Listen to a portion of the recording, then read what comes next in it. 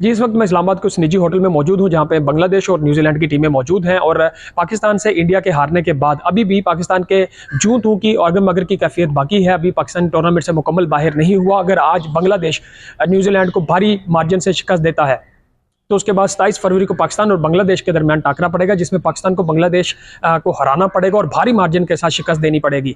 उसके बाद न्यूजीलैंड और इंडिया के दरमियान 2 मार्च को होने वाला मैच भी इंतहाई अहम होगा, जिसमें न्यूजीलैंड को शिकस्त खानी होगी और अगर इंडिया भारी मार्जिन के साथ जीत जाता है तो पाकिस्तान जो है कि रन रेट के हिसाब से पाकिस्तान सेमीफाइनल में क्वालिफाई कर सकता है। इससे पाकिस्तान को बांग्लादेश को 27 फरवरी को होने वाले मैच में शिकस्त देनी होगी। इससे पहले न्यूजीलैंड के अभी 2 मैच बाकी है और अगर न्यूजीलैंड भारी मार्जिन से ये दोनों मैच हार जाता है तो तब किसी अगर मगर की सिचुएशन में पाकिस्तान का चांस बन सकता है। लेकिन अभी तक जो हम देख रहे हैं कि पाकिस्तान ने जैसे इंडिया से शिकस्त खाई है तो उसके बाद मुकम्मल तौर पे पाकिस्तानी टीम पे तनकीद हो रही है, चीफ जो सिलेक्टर है उन पे तनकीद हो रही है, चेयरमैन पीसीबी पे तनकीद हो रही है कि किस तरह की टीम कम्बिनेशन जो है उसको नहीं बनाया गया, ग्राउंड बनाने में जल्दी की गई। तो पाकिस्तान जहाँ पे मुकम्मल तनकीद की जद में है वहाँ पे अगर मगर और जू तो की सिचुएशन भी बाकी है। लेकिन आज हम देख रहे हैं कि इस्लामाबाद के जो निजी होटल है यहाँ पे सख्त सिक्योरिटी के इंतजाम किए गए हैं। साइडों पे तो मुकम्मल तौर पर रेंजर और एफसी एहलकार तैनात किए गए हैं। इस्लामाबाद पुलिस की भारी नफरी मौजूद है।